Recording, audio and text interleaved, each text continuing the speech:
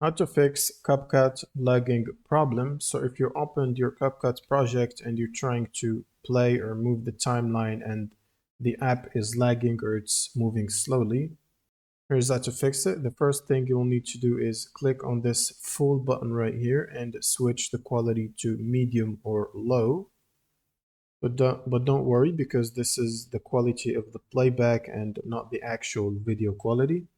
Now you want to click on the empty space of the timeline until this window appears right here. Go to the details, and from here you want to click on modify, and then go to the performance tab and make sure to enable the proxy right here.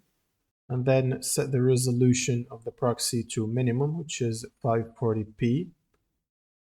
And keep in mind, all of this does not affect the actual exported video quality. It's just settings for the editor to make it perform better and optimize performance.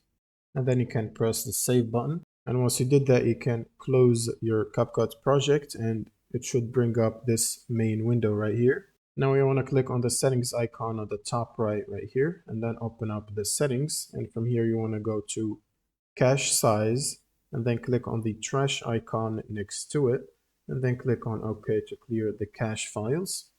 And the last thing you can do is go to the performance tab and make sure to uncheck speed up hardware encoding and speed up hardware decoding.